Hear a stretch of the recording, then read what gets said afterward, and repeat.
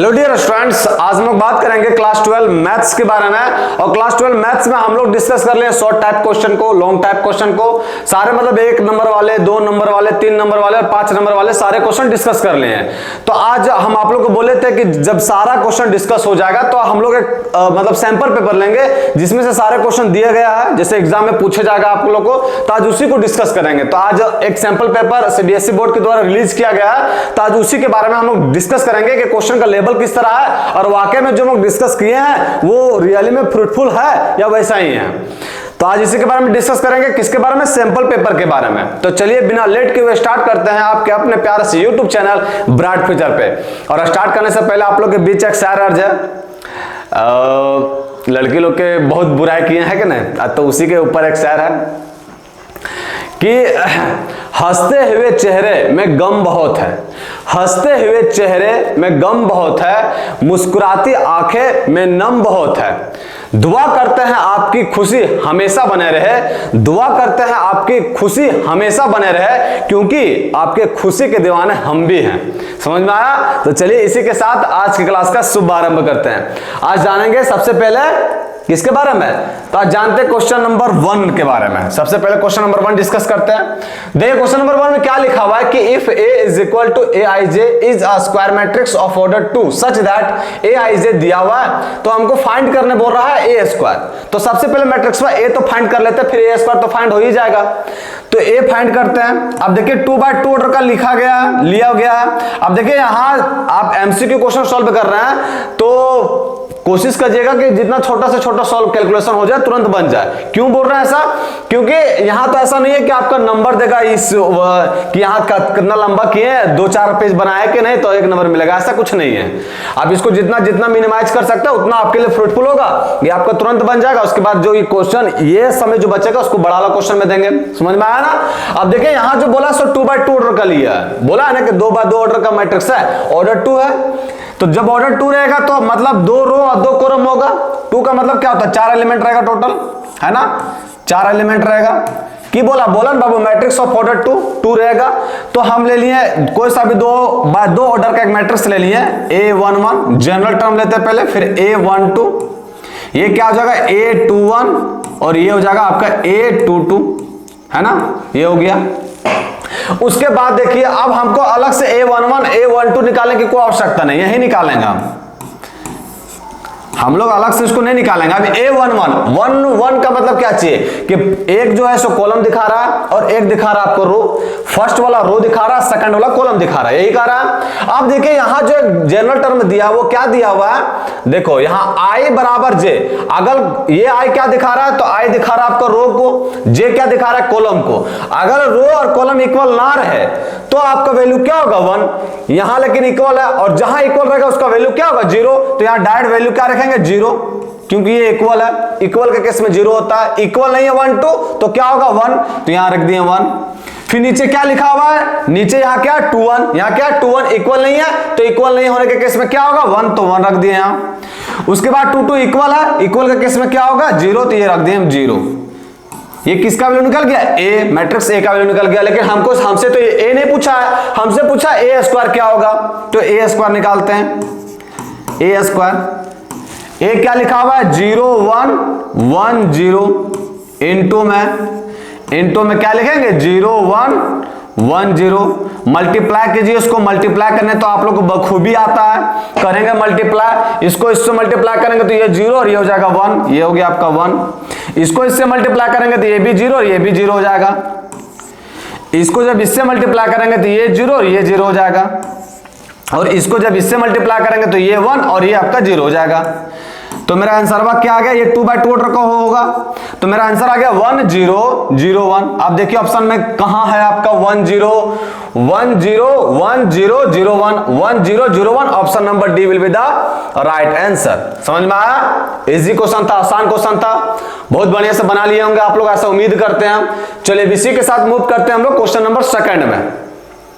Question number देखिए, ये सारे क्वेश्चन जो है ना सो आप लोग कोशिश कीजिए कि पहले वीडियो पॉज करके खुद से बनाएं, क्योंकि आप लोग को सारे बताया गया कि 1 नंबर वाले क्वेश्चन को कैसे अटेम्प्ट करना, कैसे बनाना, 2 नंबर वाले क्वेश्चन, 3 नंबर वाले क्वेश्चन, 5 नंबर वाले क्वेश्चन, सब क्वेश्चन डिस्कस कर लिए हैं। आज जो है सो हम लोग एक सैंपल पेपर लिए जिसमें क्वेश्चन सब जो है तो अलग अलग डिस्कस किए हैं और सब उठा कर अगर मैं दे दिया, तो इसको कैसे सॉल्व करेंगे वो आज बात करेंगे हम लोग, समझ में आया? चलिए सेकंड नंबर क्वेश्चन क्या कह रहा है? सेकंड नंबर क्वेश्चन कह रहा है कि यदि ए और बी दो इन्वर्टिबल स्क्वायर मैट्रिसेस है ऑफ द सेम ऑर्डर का, then which of the following is not correct. हमसे पूछ रहा कि कौन सा करेक्ट नहीं है। पहले का सवाल में क्या बोला कि determinant of A B inverse है ना, और determinant of A B inverse लिखा है बाबू, तो इस चीज को हम लोग ऐसा लिख सकते हैं अलग अलग डिटरमिनेंट में, डिटरमिनेंट ऑफ ए और इनटू में डिटरमिनेंट ऑफ बी इनवर्स। कोई दिक्कत? एकदम लिख सकते हैं। अब देखिए इसको ऐसा नहीं लिख सकते डिटरमिनेंट ऑफ ए और डिटरमिनेंट ऑफ बी इनवर्स लिखा हुआ है तो इसको नीचे ला सकते हैं ना, कोई दिक्कत होगा? कोई दिक्कत नहीं होगा, डिटरमिनेंट ऑफ बी हो जाएगा।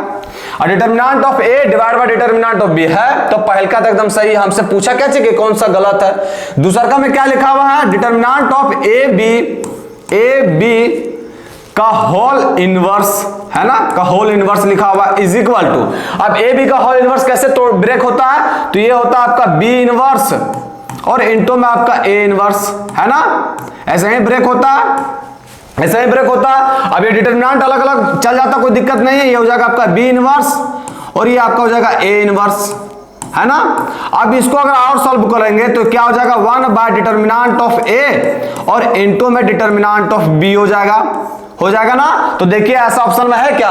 1 बाय डिटरमिनेंट ऑफ ए और इनटू में डिटरमिनेंट ऑफ बी, ये भी है तो दूसरा को सही है। तीसरा का देखते, तीसरा में क्या है? ए बी का होल इनवर्स, तो ये होता है बी इनवर्स और ए इनवर्स, ये भी सही है। चौथा देखिए ए प्लस बी का इनवर्स जो है सो B inverse plus A inverse, ये बात डाइजेस्ट नहीं करता है, तो option number D will be the right answer, क्योंकि हमसे पूछा ही क्या गया था कि कौन सा गलत है। तो ये कहीं पढ़े नहीं है बाबू कि ए प्लस बी का इनवर्स करेंगे तो ये बी इनवर्स प्लस का ए इनवर्स होता है। मल्टीप्लाई में बेशक होता है कि ए बी का इनवर्स करेंगे तो ये पहले बाद वाला लिखा था मतलब बी इनवर्स और फिर पहले वाला लिखा था ए इनवर्स होता है, ये मल्टीप्लाई में होता है, जोड़ में कभी भी नहीं होता। इसका मतलब हमसे पूछा क्या था कि कौन सा गलत है, तो गलत कौन सा निकल गया? Option number D will be the right answer. समझ में आया? इस क्वेश्चन में कोई दिक्कत नहीं होना चाहिए। चलिए मूव करते हैं। क्यों दिक्कत होगा?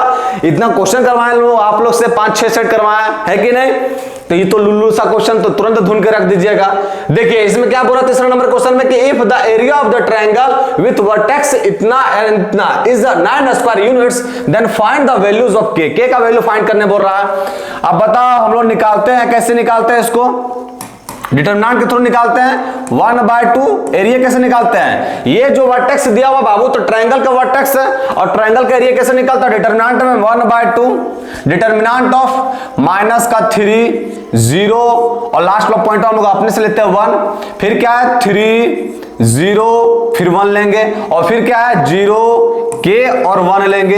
ये किसके इक्वल दिया है? तो ये इक्वल दिया है 9 स्क्वायर यूनिट्स। अब 9 स्क्वायर यूनिट्स लिखा है तो ये प्लस में भी हो सकता है माइनस में भी हो सकता है, तो यहां दोनों सिंबल यूज कर देते हैं, प्लस माइनस 9 लिखा हुआ है ना।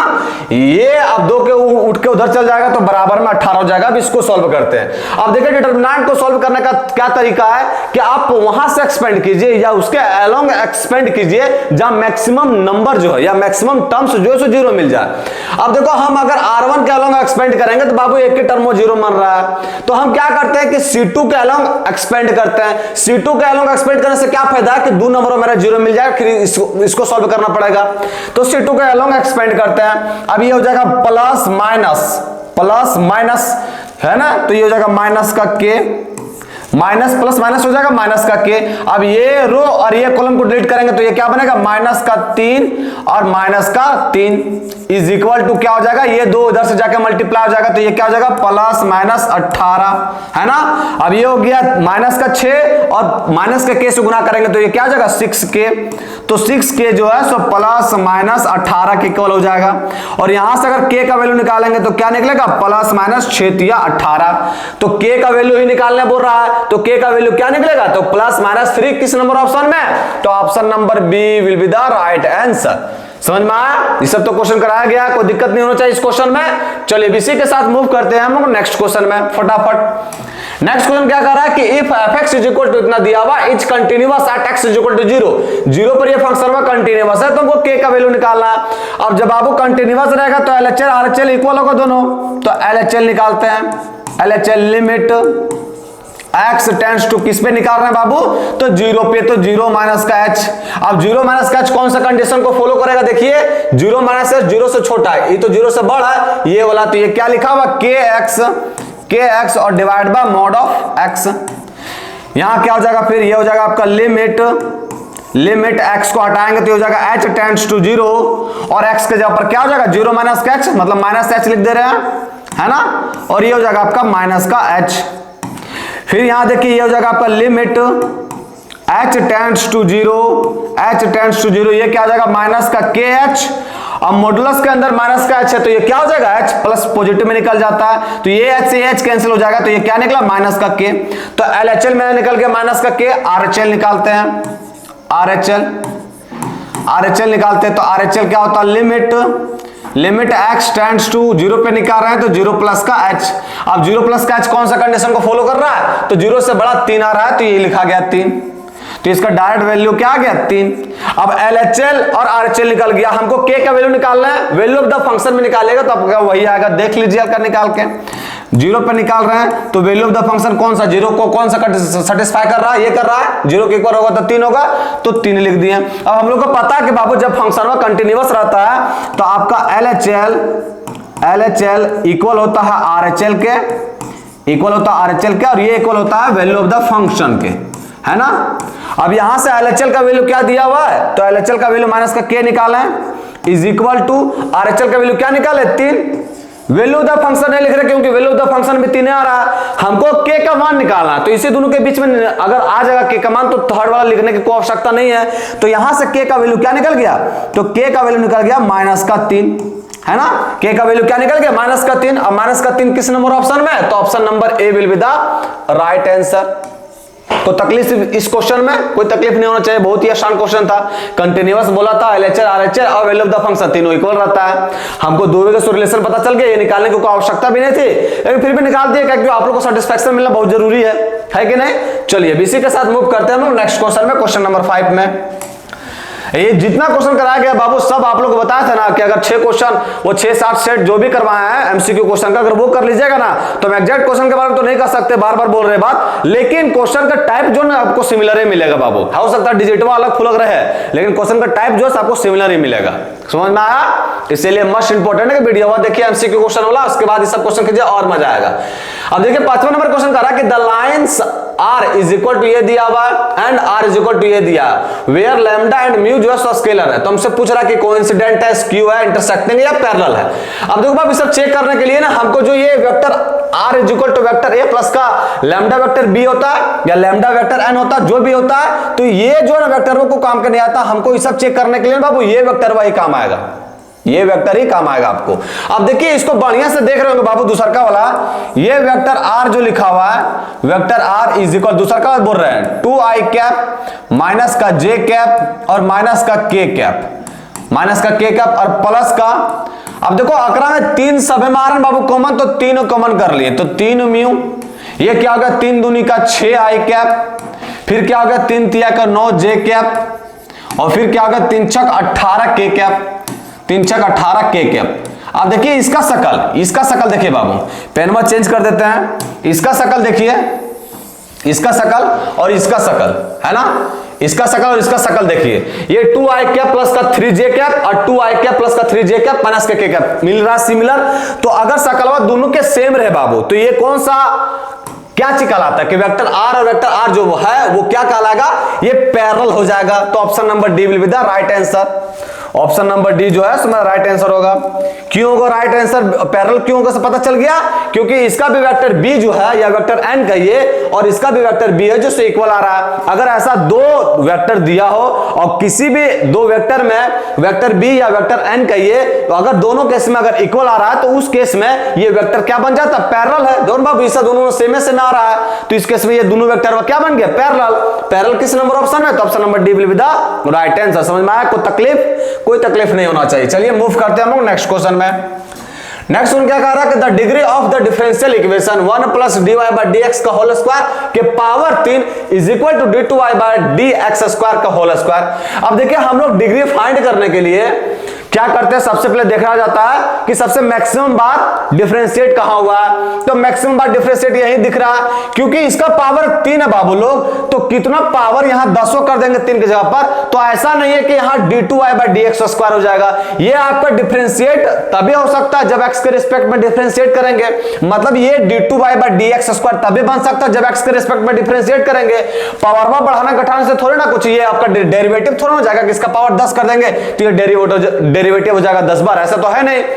तो ये तो इसका आपका dy बाई dx मतलब एक ही बार डिफरेंशिएशन किया हुआ है, लेकिन यहां जो है सो 2 बार डिफरेंशिएशन किया हुआ है। तो हम लोग को देखा क्या जाता है कि सबसे मैक्सिमम बार डिफरेंशिएट हुआ कहां है, तो सबसे मैक्सिमम बार डिफरेंशिएट यहां हुआ है। अब उसका पावर देखते हैं, तो उसका पावर है कितना बाबू 2, तो डिग्रिया मेरा क्या हो जाएगा 2, किस नंबर ऑप्शन में, तो option number C will be the right answer, C for cat is the right answer. समझ में आया? कोई दिक्कत है इस क्वेश्चन में? कोई दिक्कत नहीं होना चाहिए। चलिए मूव करते हैं हम नेक्स्ट क्वेश्चन में। नेक्स्ट क्वेश्चन में क्या कह रहा है कि the corner points of the bounded feasible region determines by a system of linear constraints are 0 3 1 1 and 3 0 let z is equal to px plus का qy where pq greater than 0 then या the condition on p and q so that the minimum of z occurs इतना। मतलब ये क्या कर रहा है बाबू, p और q के बीच में रिलेशन निकालना है हमको, है ना। क्या दिया हुआ है हमको कंडीशन में, तो दिया हुआ कंडीशन में ये है कि ये जो z है बाबू कहां गया, z जो है ये आपका मिनिमम होगा 2 पॉइंट पे, 3 0 और 1 1 पे ये मिनिमम दिखा रहा है। तो यहां क्या करते हैं, यहां लिख देते हैं पॉइंट, यहां लिख देते हैं आपका पॉइंट, और ये आपका मिनिमम दिखा रहा है, आपका मिनिमम दिखा रहा है ना, मिनिमम दिखा रहा है। कौन सा इक्वेशन है लिखा हुआ है, तो z is equal to px और प्लस का qy। अब देखो पॉइंट में कौन कौन सा मिनिमम, कौन कौन सा पॉइंट पे मिनिमम दिखा रहा है, तो 3 0, तो यहां पॉइंट लिख देते हैं 3 0। जब 3 0 करेंगे बाबू यहां पुट, तो क्या बात कि z का वैल्यू क्या आएगा, 3 0 रखिए, 3 रखेंगे p के जगह x के जगह पर तो हो जाएगा 3p, और y के जगह पर हम 0 रखेंगे तो ये 0 आना है। फिर क्या है दूसरा का पॉइंट 1 1, तो यहां 1 1 लिख दिए। ये z का वैल्यू क्या होगा 1 1 रखने पर, तो 1 1 रखने पर हो जाएगा p प्लस का q। ये सब दोनों पॉइंटों पे बाबू बोला है ना कि सब दोनों पॉइंटों पे मिनिमम है, ये सब दोनों पॉइंटों पर मिनिमम है, इसका मतलब ये आपस में भी तो इक्वल होगा। मतलब ये जो 3p is equal to p plus का q है ये भी आपका इक्वल होगा। क्यों इक्वल होगा, क्योंकि ये सब दोनों पॉइंटों पर मिनिमम दिखा रहा है। अब यहां से निकालिए इसका बीच रिलेशन, तो ये होगा 2p is equal to q, तो 2p बराबर q किस नंबर ऑप्शन में है, अच्छा यहां देखिए 2p लिखा हुआ है, यहां से अगर p का वैल्यू निकालिएगा तो क्या निकलेगा q/2, तो q/2 p बराबर q/2 किस नंबर ऑप्शन में है, तो option number B for ball is the right answer. समझ में आया? कोई दिक्कत यहां तक? कोई भी दिक्कत नहीं होना चाहिए, आसान क्वेश्चन था। चलिए इसी के साथ मूव करते हैं हम लोग नेक्स्ट क्वेश्चन में। नेक्स्ट क्वेश्चन में क्या कह रहा है, तो नेक्स्ट क्वेश्चन कह रहा है कि ABCD is a rhombus whose diagonals intersect at E, then vector EA plus का वेक्टर EB प्लस का वेक्टर EC प्लस का वेक्टर ED किसके इक्वल होगा। रोम्बस बाबू मतलब चारों साइड में इक्वल है, बनाते फिगर यहां है ना, चारों साइड इक्वल है, ये आपका रोम्बस बन गया है ना। अब उसका क्या बोला है कि आपका जो डायगोनल है rhombus whose diagonal intersect at E, अब उसका डायगोनल जो है E पॉइंट पे इंटरसेक्ट कर रहा है, ये इसका डायगोनल है ना। ये नाम डाल देते हैं, तो नाम डाल दिए हम, ये A है आपका, ये आपका B है, ये आपका C है और ये आपका D है, और ये इंटरसेक्ट कहां कर रहा है, तो ये इंटरसेक्ट कर रहा है E पॉइंट पे है ना, E पॉइंट पे इंटरसेक्ट कर रहा है। अब बाबू आप लोग को पता होगा, क्या पता होगा कि आपका जो डायगोनलवा रहता है किसका, रोम्बस का, ये आपका बाइसेक्ट करता है, एक दूसरे पे समद्विभाजित करता है ना। इसका मतलब कि ये डायगोनलवा ये EA ये इक्वल होगा EC के, उसी तरह EB ये इक्वल होगा ED के, होगा कि नहीं। आप लोग को पता होगा कि आपका जो रोम्बस का डायगोनल है वो बाइसेक्ट करता है, बाइसेक्ट करता है, इसका मतलब जो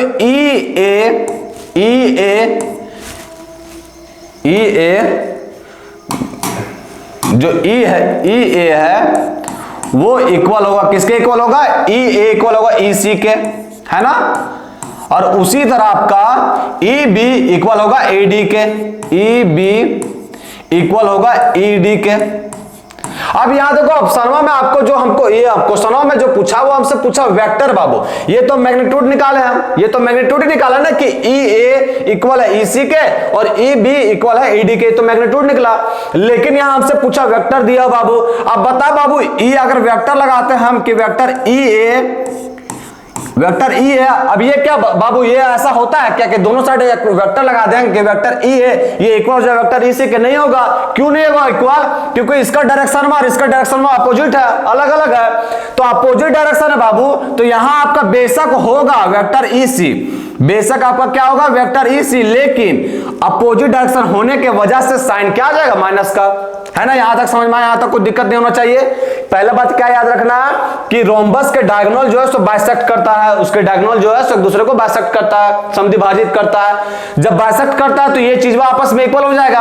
अब ये मैग्नीट्यूड में इक्वल होता है, लेकिन सोच रहा हमसे क्वेश्चन में वेक्टर लगा दिया है, तो जब वेक्टरवा लगाया तो वेक्टरवा इक्वल होगा, लेकिन माइनस से साइन के साथ होगा, क्योंकि इसका डायरेक्शन में इसका डायरेक्शन एक दूसरे का अपोजिट है। इसलिए वेक्टर ई है ये इक्वल होगा वेक्टर ई सी के, लेकिन माइनस वेक्टर ई सी के इक्वल होगा। उसी तरह बाबू लोग उसी तरह वेक्टर ई बी जो है वेक्टर ई बी ये भी इक्वल होगा किसके? वेक्टर ई डी के, लेकिन माइनस के साइन के साथ, है ना, क्योंकि डायरेक्शन अपोजिट है। तो इसीलिए ये E B is equal to minus का ई डी हो जाएगा। अब हमसे पूछा क्या दोनों को जोड़ा। अब देखो बाबू यहां से अगर हम निकाले तो यही निकालते हैं, या देखिए इसको देखिए समझिएगा, इसको अगर हम इस साइड लेते हैं बाबू दोनों को जोड़ रहे हैं तो ये क्या हो जाएगा वेक्टर ई ए वेक्टर, देखिए इसको इस साइड लेकर आए तो वेक्टर ई ए प्लस का ई सी हो जाएगा, है ना। ये किसके इक्वल हो जाएगा? जीरो के इक्वल। उसी तरह यहां देखिए बाबू लोग ये वेक्टर ई बी ये प्लस का वेक्टर ई डी ये जीरो के इक्वल हो जाएगा। वेक्टर है तो यहां जीरो वेक्टर हो जाएगा, है ना। हमसे क्या पूछा? दोनों को जोड़ दीजिए, क्योंकि यहां पूछा ई ए प्लस का ई बी प्लस का ई सी और प्लस का ई डी, दोनों को जब जोड़ देंगे बाबू तो नहीं हो जाएगा वेक्टर ई ए प्लस का वेक्टर ई बी और प्लस का वेक्टर ई सी और प्लस का वेक्टर ई डी किसके इक्वल हो जाएगा? जीरो के इक्वल, वेक्टर जीरो के इक्वल। वेक्टर जीरो किस नंबर ऑप्शन में है? तो option number A for Apple is the right answer. समझ में आया? इस क्वेश्चन में कोई दिक्कत? सिर्फ इतना याद रखना था कि किसी भी रोम्बस का जो डायगोनल है सो वो क्या करता है? बाइसेक्ट करता है ना। चलिए कोई दिक्कत नहीं होना चाहिए इस क्वेश्चन में। मूव करते हैं हम लोग नेक्स्ट क्वेश्चन में। कुछ नया बात है वो नोट करते जाना आप लोग को, है ना। आता है नेक्स्ट क्वेश्चन में। नंबर क्वेश्चन की कह रहा है कि for n integers n the value of minus pi से पाई ई के पावर cos स्क्वायर एक्स और इंटू में साइन के पावर 3 2 एन प्लस का 1 एक्स डीएक्स। अब देखो बाबू आप लोग को हम बताए थे इंटीग्रेशन में क्या चीज बताए थे कि जब भी माइनस ए से ए दे, लिमिट जो है माइनस ए से ए दे, तो सबसे पहले चेक किया जाता कि ये फंक्शन में जो है सो ऑड है या इवन है, ऐसा ही चेक करते हैं। और चेक करने का क्या तरीका कि हम लोग एफ माइनस एक्स निकालते हैं। अगर F minus x F x के इक्वल आ गया तो ये क्या हो जाएगा? इवन। और अगर F minus x minus F x के इक्वल आ गया तो ऑड बन जाएगा। चेक करते हैं। एफ माइनस एक्स मतलब यहां एक्स की जगह पर क्या रखना? माइनस एक्स, तो हो जाएगा e के पावर cos स्क्वायर माइनस का एक्स, फिर ये क्या हो जाएगा? साइन के पावर 3 2n और प्लस का 1 और ये हो जाएगा माइनस का x, है ना। फिर देखिए ये क्या हो जाएगा? ये बन जाएगा आपका e के power cos square x minus square है तो हट जाएगा। और ये क्या बन जाएगा? बन जाएगा साइन के पावर 3 और 2n प्लस के 1 और माइनस एक्स है बाबू और क्यूब है तो ये क्या हो जाएगा? माइनस का साइन क्यूब एक्स हो जाएगा। तो माइनस यहां लेते हैं बाबू हम लोग जो है सो माइनस यहां लेता है, ये हो जाएगा साइन एक्स। ये समझ में आया कि नहीं? क्योंकि ये साइन क्यूब है बाबू और माइनस का एक्स है, तो साइन माइनस तो ये क्यूब है, ये तो बाहर कर ही देगा, तो ये बाहर कर दिया तो ये बन गया minus sine cube x. X के जगह पर मेरा क्या है? 2n प्लस का 1। समझ में आया? यहां तक कोई दिक्कत नहीं होना चाहिए। अब याद देखिए बाबू ये जो है शकल इसका मैच नहीं कर रहा है एफ एक्स के जैसा मैच कर रहा है इसका शकल, तो ये क्या आ गया? माइनस का एफ एक्स। मतलब एफ माइनस एक्स निकाले और किसके इक्वल आ गया? माइनस एफ एक्स के इक्वल। मतलब ये फंक्शन में क्या है? Odd function. और जब ऑड फंक्शन होता है बाबू तो बता इसका इंटीग्रेशन का वैल्यू कितना होता है? 0। तो 0 किस नंबर ऑप्शन में? तो option number B for ball is the right answer. समझ में आया? कोई दिक्कत इस क्वेश्चन में? कोई दिक्कत नहीं होना चाहिए, आसान क्वेश्चन था। और हमेशा याद रखिएगा जब भी आपका लिमिट माइनस ए से ए तक दे तो सबसे पहले आपको चेक करना यही कि ये फंक्शन ऑड है या इवन है। ऑड रहा तो 0 हो जाता है और इवन आता तो 2 टाइम्स ऑफ 0 से पाई चल जाता है ना। कोई दिक्कत इस क्वेश्चन में? कोई दिक्कत नहीं होना चाहिए। चलिए मूव करते हैं, इस तरह के क्वेश्चन तो हम लोग किए हैं। आते हैं नेक्स्ट नंबर क्वेश्चन में। क्वेश्चन नंबर 10 क्या कह रहा है कि the value of determinant of A. अब डिटरमिनेंट ऑफ ए के वैल्यू निकालना हमको, तो नहीं आसान, निकालिए डिटरमिनेंट ऑफ ए का वैल्यू। ये हो determinant of A is equal to 0, ये हो गया माइनस का 2x माइनस का 1, है ना। ये कॉलम और ये रो को डिलीट करेंगे तो इससे मल्टीप्लाई करेंगे तो क्या हो जाएगा 0, और इसको इससे मल्टीप्लाई करेंगे तो माइनस के साथ हो जाएगा, माइनस के साथ आएगा, ये माइनस पहले से दिया है तो हो जाएगा प्लस के 2x, है ना। फिर ये हो गया प्लस माइनस और ये हो जाएगा प्लस, मतलब ये हो जाएगा प्लस का रूट एक्स, प्लस का रूट एक्स। अब ये कॉलम और ये रो डिलीट होगा तो इसको इससे गुना करेंगे तो गुना कीजिए 1 को करेंगे बाबू गुना तो ये जाएगा माइनस का 2 रूट एक्स, और फिर माइनस 2x से करेंगे तो ये क्या जाएगा माइनस माइनस प्लस, तो यहीं लिख देते हैं प्लस का 4 x रूट एक्स, और नीचे कर देते हैं ना प्लस का 4 x रूट एक्स हो जाएगा, है ना। और ये तो आपका 0 हो जाएगा। कीजिए इसको सॉल्व। ये क्या है 2x को मल्टीप्लाई करेंगे 2x के तो क्या हो जाएगा 4x स्क्वायर, लेकिन माइनस बैठा लो बाहर तो ये हो गया माइनस, ये हो जाएगा माइनस और माइनस प्लस, और ये हो जाएगा प्लस का 2x।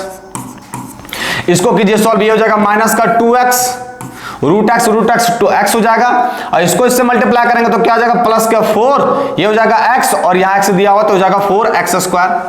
ये देखिए माइनस 4x स्क्वायर से 4x स्क्वायर कैंसिल आउट हो गया, 2x से माइनस 2x कैंसिल आउट हो गया, तो आंसर ऑफ डिटरमिनेंट ऑफ ए कितना आ गया 0। 0 किस नंबर ऑप्शन में है? तो B for bat is the right answer. समझ में आया? आसान क्वेश्चन था, डिटरमिनेंट निकालने बोला था, बखूबी निकाले बहुत पहले से ही, है ना। चलिए मूव करते हैं हम लोग इसी के साथ नेक्स्ट क्वेश्चन। देखिए कितना लुल्लू जैसा क्वेश्चन पूछ लिया बाबू। क्वेश्चन नंबर 1 की कह रहा है, क्वेश्चन नंबर 11 क्या कह रहा है कि the feasible region corresponding to the linear constraints of a linear programming problem is given below. Which of the following is not a constraint to the given linear programming problem? मतलब ये जो feasible region दिया बाबू तो ये हमसे पूछ रहा कि ये सब चारों में से कौन सा कंडीशन जो है सो सेटिस्फाई नहीं कर रहा है ये फिजिबल रीजन में। तो पहले का चेक करते हैं, और इस क्वेश्चन को करने के लिए आप लोग को एक बात याद रखना है।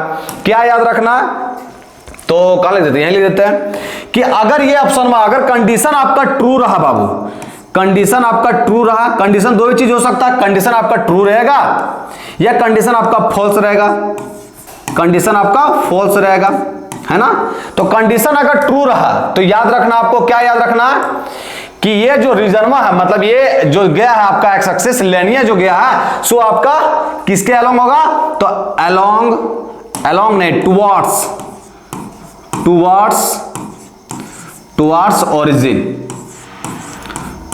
ओरिजिन। क्या बोले बाबू? अब देखिए ये कंडीशन में दिया तो हम सब पॉइंटों पर रख के नहीं चेक कर सकते हैं, तो आपको हमेशा चेक करना किस पे? 0 पे, है ना। 0 पे जिसको आप लोग क्या बोलते हैं? ओरिजिन। तो आपको हमेशा ओरिजिन में चेक करना है कि ये कंडीशन में सेटिस्फाई करवा रहा है या नहीं करवा रहा है। तो दो भी पॉसिबिलिटी हो सकता है, या ट्रू होगा या फॉल्स होगा। तो ट्रू होगा बाबू तो ये लेनिया जो है सो टुवर्ड्स ओरिजिन की तरफ जाएगा, है ना। और अगर फॉल्स रहा तो अवे फ्रॉम ओरिजिन, तो दूर ओरिजिन से दूर जाएगा, अवे फ्रॉम ओरिजिन। ये दो बात आपको याद रखना है ना। पहल का बता कि ये आपको हमेशा जो कंडीशन मत दिए बाबू ये हमेशा आपको ओरिजिन पे चेक करना है कि ये कौन सा सही है या गलत है। तो ओरिजिन पे चेक करेंगे तो या तो ट्रू आ सकता है ये कंडीशन या आपको फॉल्स आ सकता है। अगर ट्रू रहा तो ओरिजिन की तरफ जाएगा और अगर फॉल्स रहा तो ओरिजिन से दूर जाएगा, अवे फ्रॉम ओरिजिन। ये बात याद रहेगा। अब चेक करते हैं क्या करके। पहले का क्वेश्चन बोल रहा है 0 पे चेक करना, हमको ओरिजिन पे चेक करना है, तो 0 + 0 0 हो जाएगा। तो 0 देखिएगा बाबू 0 ग्रेटर देन इक्वल टू 2 लिखा हुआ है, 0 ग्रेटर देन इक्वल टू 2। ये है क्या बाबू ट्रू या फॉल्स है? तो फॉल्स है। 0 जो है बड़ा नहीं है 2 से, तो ये फॉल्स है। फॉल्स रहेगा बाबू तो ये अवे फ्रॉम ओरिजिन से दूर जाएगा। अब देखिए इस लाइन के इक्वेशन में क्या x + y = 2 कहां दिया हुआ? देखिए यहां दिया हुआ है ना, x + y = 2। अब ये क्या कर रहा है? ये फॉल्स है। अब फॉल्स है तो ओरिजिन से दूर जाएगा। अब देखो बाबू ये ओरिजिन से दूर जाएगा मतलब ऐसे ही जाएगा, है ना। ये आपका ऐसे ही जाएगा। कौन सा कलर से करवा, चलिए इससे करवा देते हैं। ये आपका ऐसे जाएगा, यही लेनी है ना, तो ये आपका ऐसे जाएगा। अब ये ऐसे जाएगा बाबू, ये ऐसे जाएगा तो देखो रीजनवा भी मेरा यही बनल है, ये बनल है, इसका मतलब ये कंडीशन मेरा क्या है, सही है। तो ये कंडीशन मेरा सही निकल गया। समझ में आया? दूसरा का चेक करते नहीं समझ में आएगा तो दो अभी 3 ऑप्शन और चेक करेंगे। समझिए, दूसरा का चेक करना हमको 0 0 पे चेक करना, किस पे चेक करना, हमेशा ओरिजिन पे चेक करना। तो यहां 0 0 पुट करेंगे बाबू तो क्या होगा, 0 लेस देन इक्वल टू 10। अब 10 बड़ा है 0 से, एकदम सही बात बोल रहे तो सही है, तो सही बोल रहे हैं तो वो लाइनिया कहां जाएगा, तो टुवार्ड्स ओरिजिन, ओरिजिन के तरफ जाएगा। अब ये लाइनिया इक्वेशन है क्या, x + 2y = 10, कहां x + 2y = 10। अब ये कहां जाएगा, तो ओरिजिन की तरफ जाएगा। अब ओरिजिन की तरफ जाएगा तो इधर आएगा बाबू, है ना, ओरिजिन की तरफ जाएगा तो इधर आएगा, तो ओरिजिन की तरफ जाएगा तो इधर आएगा। अब बता रीजनवा जो बना से एकदम सही बना है तो दूसरा का ऑप्शन मेरा क्या हो जाएगा, सही। रीजनवा तो नहीं बना है तो दूसरा का ऑप्शन मेरा सही आ जाएगा। समझ में आया? तीसरा का मात्र तीसरा का क्या है, 0 0 पुट करना है तो ये जाएगा 0 ग्रेटर देन इक्वल टू 1। अब ये कंडीशन है क्या कि 0 बड़ा है 1 से ना, ये फॉल्स है। अगर फॉल्स रहा तो ये अवे फ्रॉम ओरिजिन, मतलब ये लाइनिया जो है सो ओरिजिन से दूर जाएगा। अब लाइनिया है कहां प्लेस हो, देखिए x - y = 1, कहां है x - y = 1। जब ये x - y = 1 कहां जा रहा बाबू, अवे फ्रॉम ओरिजिन, ओरिजिन से दूर, ओरिजिन से दूर जाएगा बाबू तो ऐसे बनेगा इसका रीजन, इसका रीजन जो है ऐसे बनेगा, ऐसे ना बनेगा, ये ऐसे जाएगा, इधर बनेगा इसका रीजन। अब देखो बाबू इसका रीजन अन्य बनेगा इधर इस साइड, लेकिन रीजनवा तो अन्य बन रहा है। इसका मतलब ये कंडीशन में जो है तीसरा का एकदम गलत बात बोला है, क्योंकि आप जो बोले हैं वो आपका गलत है। क्यों गलत है, क्योंकि आप रीजनवा जो बोल रहे हैं ना कि आपका towards origin, away from origin, origin से दूर जाएगा, ऐसा नहीं है, ये ओरिजिन से टुवार्ड्स ओरिजिन, मतलब ये ओरिजिन की तरफ जा रहा है। इसका मतलब तीसरा का ऑप्शन जो है सब गलत हो गया।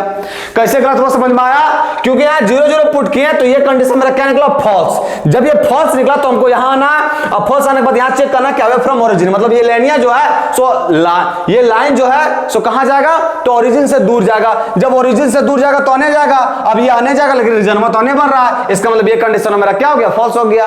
आते चौथा का नंबर ऑप्शन में, चौथा नंबर ऑप्शन में चेक करते 0 0 पुट करेंगे तो 0 लेस देन इक्वल टू 1, ये एकदम ट्रू है, सही बोला, ये सही लिखा हुआ है ना, ये इक्वेशन मेरा सही है। जब ट्रू रहा तो टुवार्ड्स ओरिजिन, ओरिजिन की तरफ जाएगा, और जब ट्रू रहा तो ओरिजिन की तरफ जाएगा बाबू, तो यह लाइनिया है, ये ओरिजिन की तरफ जा रहा है, तो बता इक्वेशन मेरा बन रहा है कि नहीं, यहाँ ये ओरिजिन की तरफ जा रहा है ना, ओरिजिन की तरफ जा रहा है तो बन रहा है मेरा रीजन यही बन रहा, मतलब तीसरा का चौथा का ऑप्शन जो है सो एकदम सही बात बोल रहे हैं, तो चौथा भी मेरा सही है। हमसे पूछा क्या है कि गलत कौन है, is not a constraints to the linear programming problem, कौन सा गलत है, तो कौन सा गलत निकल गया, option number C for cat will be the right answer.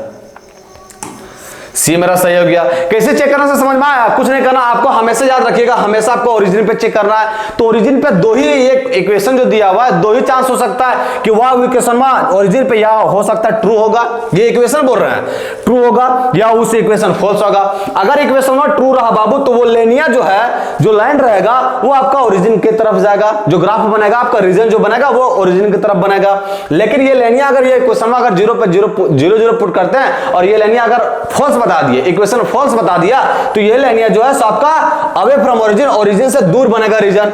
अब उस तरह ये जान के इतना कर लेना, उसके बाद देखा करके वैल्यू पुट करके देखना जो सही है सो यहां देखना ट्रू में टुवार्ड्स ओरिजिन आ रहा है कि नहीं ओरिजिन की तरफ। अब इस तरह चेक किए तो निकल गया ऑप्शन सी जो है सो गलत बोल रहा है, तो option number C for cat will be the right answer. समझ में आया, कोई दिक्कत इस क्वेश्चन में, कोई दिक्कत नहीं होगा, लेकिन ये नया क्वेश्चन था तो ये नोट डाउन कर लीजिएगा आप लोग।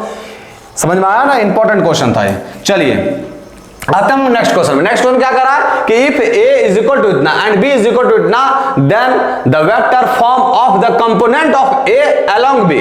अब component of a along b बोल रहा है तो ये प्रोजेक्शन से कोरिलेट करता है ना, प्रोजेक्शन से कोरिलेट करता है। अब देखिए हम लोग जो है निकाला है हमेशा कि किसी भी वेक्टर का प्रोजेक्शन निकालिए उस वेक्टर पर, ऐसा निकालते हैं vector of projection of vector a to the vector B, ऐसे निकालते हैं। लेकिन यहां कंपोनेंट बोला तो कंपोनेंट के केस में याद रखिएगा जो प्रोजेक्शन वेक्टर वन वह निकाल पड़ता है। कहने का मतलब वो कैसे निकलेगा, तो सिंपल सा तरीका क्या है कि आप प्रोजेक्शन ऑफ वेक्टर कैसे निकालते हैं, तो vector A dot vector B along बोला है तो vector A dot vector B और मैग्नीट्यूड ऑफ वेक्टर बी, ऐसा ही करते थे। लेकिन ये क्या निकालता था कि projection of vector A to the vector B, ऐसा निकलता था। लेकिन हमको क्या बोला, component of A along B, तो यहां सिर्फ एक डायरेक्शन भी आता है, यहां मतलब ये हो जाएगा बी कैप, बस इतना ही करना है, ये बी कैप कैसे वो पता चल गया, क्योंकि प्रोजेक्शन वेक्टर में हम लोग प्रोजेक्शन वेक्टर निकाले थे सिर्फ, तो प्रोजेक्शन वेक्टर किसी एक वेक्टर का निकालते थे उस वेक्टर पर, लेकिन यहाँ प्रोजेक्शन वेक्टर में निकाल बोल रहा है।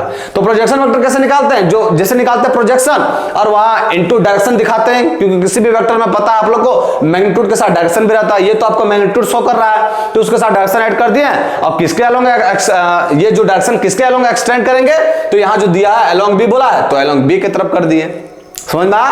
अब देखिए इसको अगर से फार्मूला क्या बन गया, तो ये फार्मूला बन गया vector A dot vector B.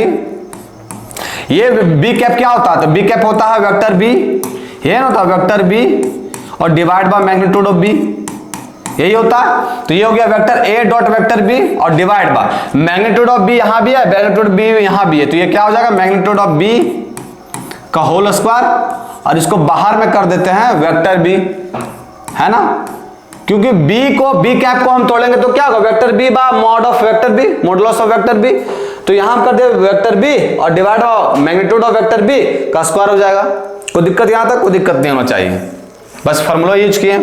अब देखिए वैल्यू दिया पुट कीजिए, वेक्टर ए क्या दिया हुआ 4 i कैप प्लस का 6 j कैप, वेक्टर बी क्या है तो 3 j कैप प्लस का 4 k कैप, आई इसमें नहीं है तो ये 0 हो गया, j यहां है तो j यहां 6 का 18 हो गया, k नहीं है तो ये 0 हो गया।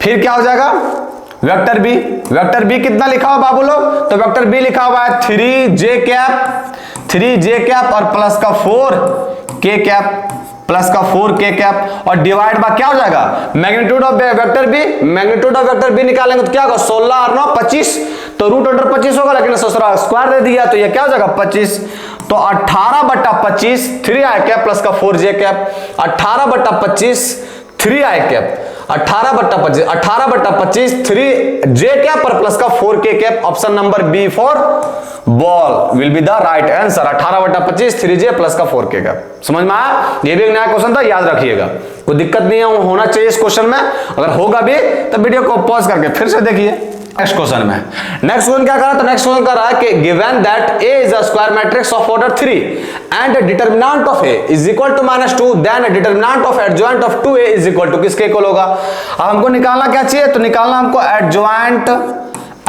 ऑफ 2A, है ना, क्या निकालना है adjoint of 2A is equal to.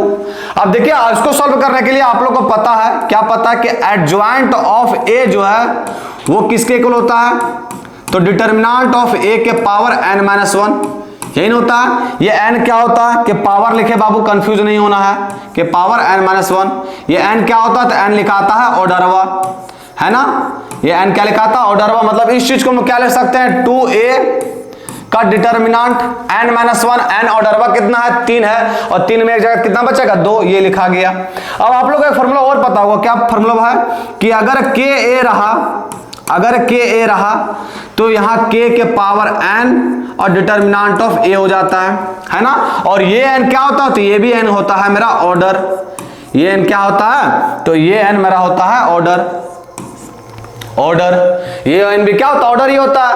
अब देखिए अब इसको हम करेंगे सॉल्व, तो k के जगह पर क्या है 2, तो 2 के पावर n हो जाएगा बाबू, 2 के पावर n होगा कि नहीं, एकदम होगा, n के जगह पर यहाँ है क्या ऑर्डर 3, तो 2 के पावर 3 निकलेगा, a है तो डिटरमिनेंट ऑफ a हो जाएगा, है ना, और का होल पावर कितना दिया हुआ है 3, तक को होल पावर 2, तो होल पावर 2 कर दिए, कोई दिक्कत यहां तक।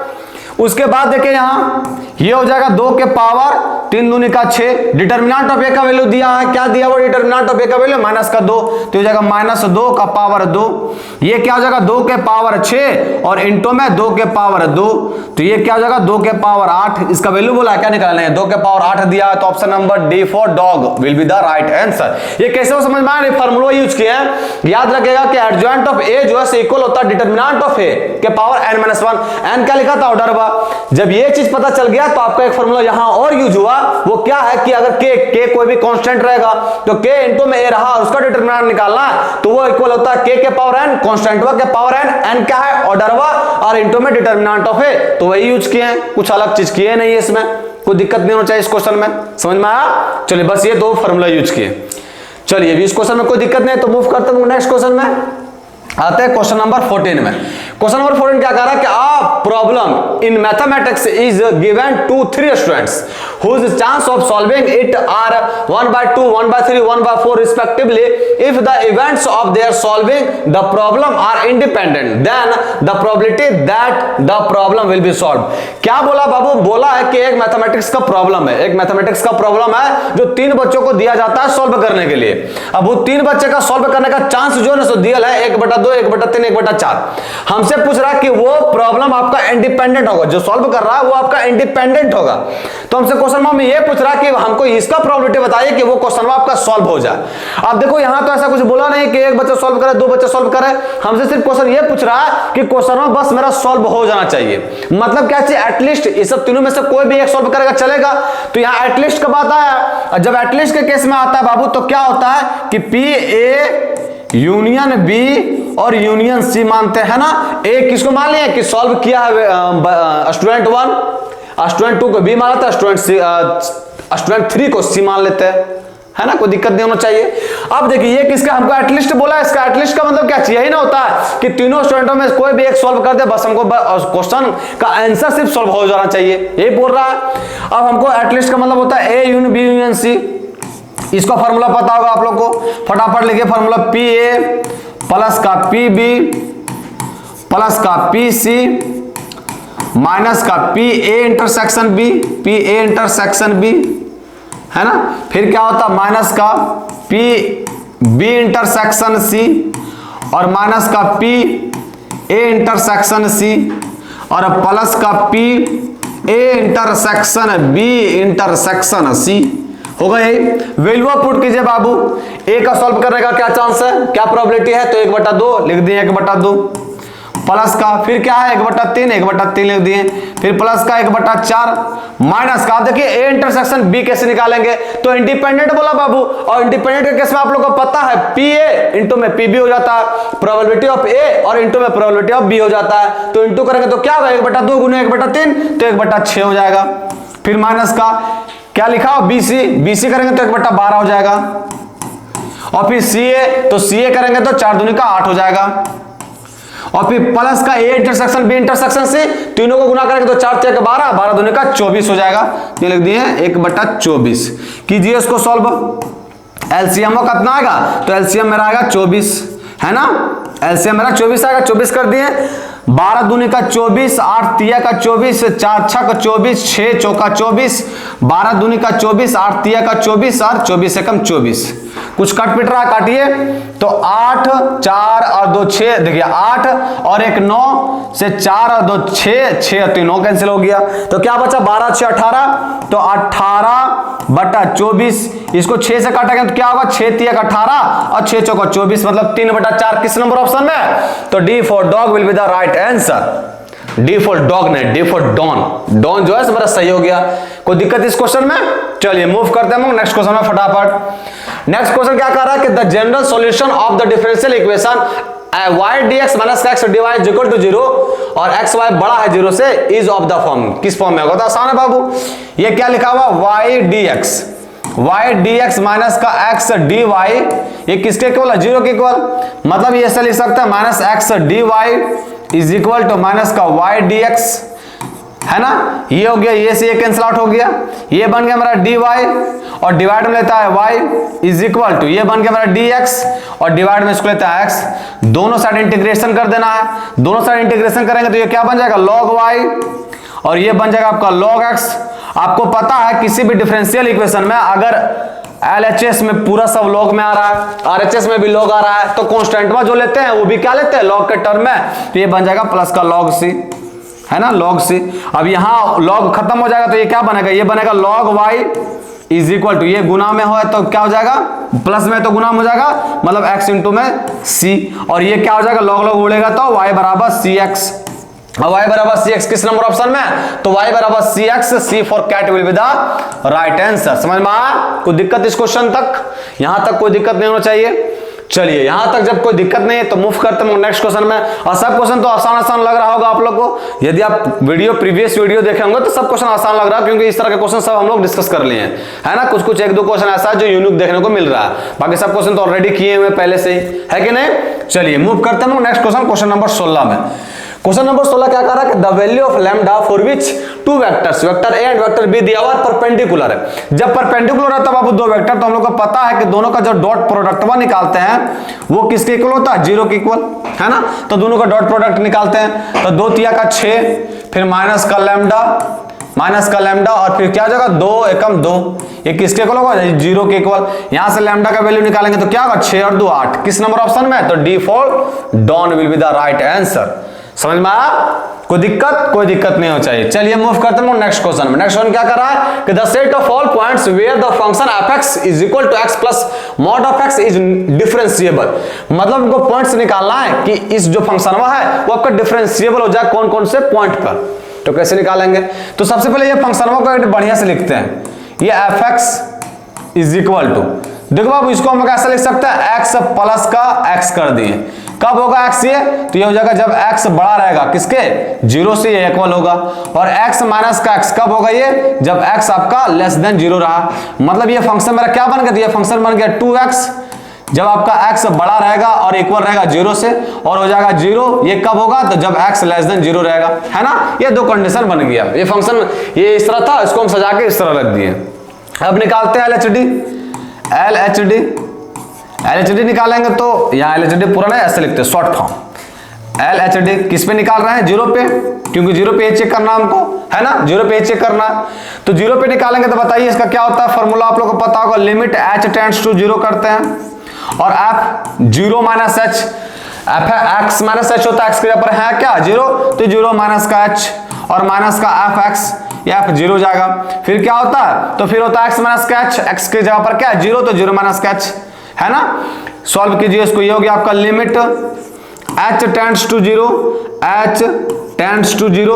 अब f 0 माइनस का h, मतलब f माइनस h क्या होगा बाबू, 0 माइनस h कौन सा कंडीशन को फॉलो कर रहा है, देखिए तो 0 माइनस का h ये कंडीशन फॉलो कर रहा है, मतलब इसका आंसर है कुछ 0, तो ये हो गया 0 माइनस का f 0 क्या होगा, तो 0 पुट करेंगे x के जगह पर, तो 0 हो जाएगा, तो ये हो गया 0 और डिवाइड में नीचे क्या गया माइनस का h, 0 माइनस 0 0 हो जाएगा, तो LHS मेरा क्या गया 0 आ गया। RHL यूज करते हैं, यही सॉल्व कर देते हैं। राइट हैंड डेरिवेटिव निकालते हैं किसमें, 0 पे, तो उसमें क्या करना, लिमिट h टेंड्स टू 0, है ना, limit h tends to 0, f 0 plus h और माइनस का f 0 और डिवाइड बाय क्या करते हैं x प्लस h, मतलब 0 प्लस का h is equal to limit h tends to 0। अब देखो बाबू यहाँ 0 प्लस h कौन सा कंडीशन को फॉलो कर रहा है, देखिए 0 से बड़ा ये कंडीशन को फॉलो कर रहा है, तो ये क्या जगह 2h, तो लिख दिए हम 2h और माइनस f 0, तो 0 होना है तो 0 कर दिए और डिवाइड बाय क्या कर दिए h। अब देखो ये h से h कैंसिल हो जाएगा, माइनस करेंगे 0 तो 2h होगा, ये h से h कैंसिल हो जाएगा, तो मेरा राइट हैंड डेरिवेटिव क्या आ गया 2 आ गया। अब यहाँ एक चीज देख रहे होंगे आप लोग, क्या देख रहे होंगे कि आपका लेफ्ट हैंड डेरिवेटिव 0 पे ये इक्वल नहीं आ रहा है राइट हैंड डेरिवेटिव पे, है ना, ये इक्वल आ रहा है क्या, लेफ्ट हैंड डेरिवेटिव 0 पे, राइट हैंड डेरिवेटिव 0 पर इक्वल नहीं आ रहा, क्योंकि ये तो 0 आ जा रहा है, ये 2 आ जा रहा है। तो जब बाबू हम लोग को ये चीज पता चल गया कि ये फंक्शन जो है ना, सो नॉट डिफरेंशिएबल है किस पे, at x is equal to 0 पे। तो सोचना हमको ये पता चल गया कि x इज इक्वल टू 0 पे नॉट डिफरेंशिएबल है, हमसे तो ये नहीं पूछा कि कोस पे डिफरेंशिएबल नहीं है, हमसे तो ये वो पॉइंट को निकालने के लिए बोल रहा है जिसपे ये फंक्शन डिफरेंशिएबल होगा। तो ये सब फंक्शन पे डिफरेंशिएबल होगा बाबू, सब पॉइंट पर, कगरा पर नहीं होगा, तो ये 0 को छोड़ा के बाकी सभी नंबरों पर ये फंक्शन डिफरेंशिएबल होगा। अब इस चीज को हम लोग ऐसा तो रियल लिखा हुआ नहीं है, तो इस चीज को ऐसा नहीं लिख सकते हैं, माइनस इनफिनिटिव से 0 जाएगा, फिर यूनियन और 0 से इन्फिनिटिव जाएगा, है ना, 0 से आपका इन्फिनिटिव जाएगा। तो देखिए माइनस इन्फिनिटिव से 0 और यूनियन 0 से infinitive, option number C for cat will be the right answer. समझ में आया, मतलब ये फंक्शन का शकल हम एक बढ़िया तरीके से कर दिया इस तरह, ताकि हम लोगों को समझ सके। ये मॉड हल्का सा परेशानी करता है, जब शकल इसका बढ़िया हो गया तो हम लोग लेफ्ट हैंड डेरिवेटिव निकालिए और राइट हैंड डेरिवेटिव निकाले। अब यहां देखें कि यहां left hand derivative right hand derivative के इक्वल नहीं कर रहा, मतलब ये फंक्शन डिफरेंशिएबल नहीं होगा 0 पे। जब ये फंक्शन डिफरेंशिएबल नहीं है 0 पे, तो हमसे तो ये नहीं पूछा कि पॉइंट निकालिए जो फंक्शन डिफरेंशिएबल नहीं है, हमसे तो पूछा ये वो वैसा पॉइंट निकालिए कि ये फंक्शन आपका डिफरेंशिएबल हो जाए। तो जब 0 पर नहीं है बाबू, तो 0 को छोड़कर रियल नंबर कोई सा भी लीजिए, तो उस पॉइंट पे ये फंक्शन आपका डिफरेंशिएबल होगा। तो रियल को छोड़, मतलब 0 को छोड़ नहीं है तो माइनस इन्फिनिटी से 0 यूनियन 0 से इन्फिनिटी ये फंक्शन डिफरेंशिएबल होगा। कोई दिक्कत नहीं होना चाहिए। चलिए मूव करते हैं। इस तरह का क्वेश्चन किए थे एगो। आते हैं नेक्स्ट नंबर क्वेश्चन में। नेक्स्ट नंबर क्वेश्चन क्या कर रहा है, if the direction cosine of the line are.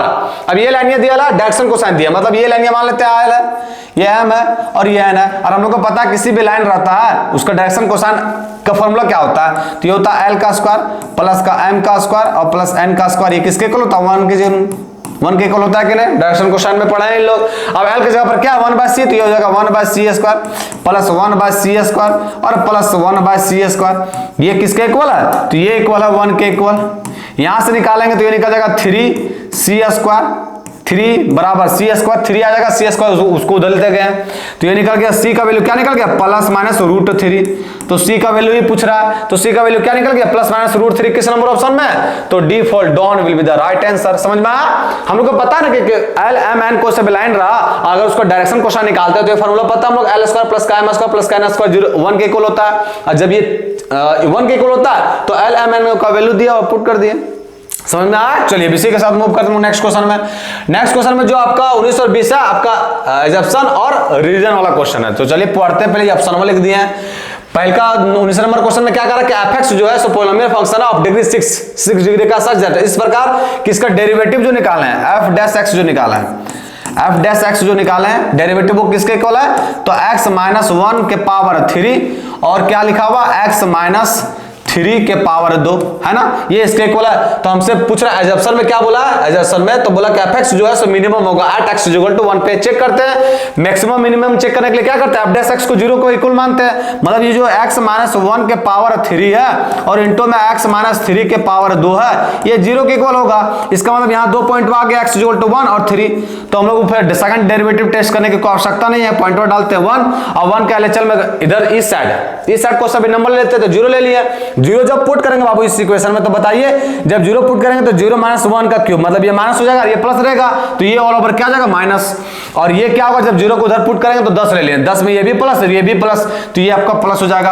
अब बता आपको, हमको पता है कि एफ डैश एक्स जो है बाबू, एफ डैश एक्स जो है जब नेगेटिव से, एफ डैश एक्स जब नेगेटिव से पॉजिटिव की तरफ जाता है तो वो पॉइंट क्या कहलाता है, मिनिमम। मतलब जो ऑप्शन ए जो बोला है जब सन कि एफ एक्स मिनिमम होगा, एकदम सही बात बोला है। तो ऑप्शन ए जो है सबका सही बात बोला है। दूसरा का क्या कर रहा है, तो दूसरा का रीजन लिखा है कि D by D X less than 0 A minus H A, ये X belongs to A minus H है। सही बात ये भी बोला, क्या बोला बाबू कि जो आपका एफ डैश एक्स है वो आपका 0 से छोटा होगा, कब, जब ए माइनस एच करते हैं। तो ए की जगह पर 1 ले लिए, ए माइनस एच करेंगे तो इस साइड तो मेरा नेगेटिव आ रहा, तो ये बात सही बोला है। फिर ये पॉजिटिव होगा कब, जब ए प्लस एच करते हैं, जब 1 प्लस एच करेंगे तो ये आपका D X D Y by D X आएगा, फर्स्ट डेरिवेटिव वो आपका पॉजिटिव आएगा, तो ये भी सही बोला है। तो पहले को चीज बस सही बोला है और दूसरा को चीज बस सही बोला है, where h is an infinitely small positive quantity then fx has a minimum at x is equal to 1 provided fx is continuous at x is equal to 0। मतलब पहले को ठीक बोला है, दूसरा को ऑप्शन में सही बोला, तो रीजन में मेरा क्या करेक्ट है बाबू। तो ऑप्शन नंबर ए और बी दोनों सही है, और ए जो है सो करेक्ट, आर जो है सो करेक्ट एक्सप्लेनेशन है किसका, ए का। मतलब आप देखिए ऐसा कौन सा नंबर ऑप्शन में कह रहा है, तो both A and R are true and R is the correct explanation of A. Reason जो है सो करेक्ट है, रीजन जो इसका रीजन क्या है, करेक्ट यही है ना बाबू, इसका ये होने का रीजन क्या, तो यही है। इसका मतलब option number A for Apple will be the right answer. समझ में आया, कोई दिक्कत नहीं होना चाहिए। चलिए मूव करते हैं नेक्स्ट क्वेश्चन में फटाफट। नेक्स्ट क्वेश्चन में क्या कह रहा है कि द रिलेशन 1 2 3 4 और एक्स वाई जेड पी दिया हुआ है कि 1 2 3 4 से एक्स वाई जेड पी गया, defined by F X is equal to, मतलब एफ एक फंक्शन दिया हुआ 1x 2y 3z is bijective.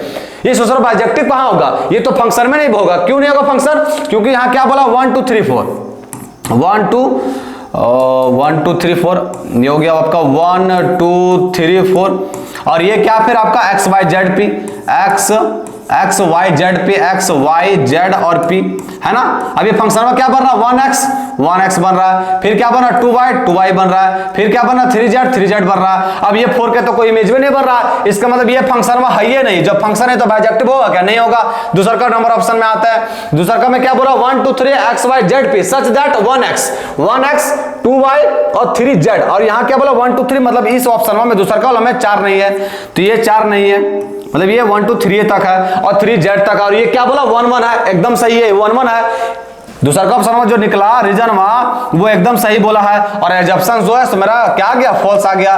तो पहल का ट्रू और दूसरा का फॉल्स। ये क्वेश्चन नंबर ऑप्शन में देखते हैं, पहल का false, A is false but R is true, option number D for Don will be the right answer. तो यहां आपको डी मार देना है, समझ में आया, कोई दिक्कत, ए मेरा फॉल्स है, आर जो है मेरा सही है, कोई दिक्कत इस क्वेश्चन में, ए मेरा फॉल्स है और मेरा सही है, A is false but R is true एकदम सही है। चलिए यहां तो कोई दिक्कत नहीं होना चाहिए, और टाइम भी हो गया लगभग, लगता है 1 घंटा।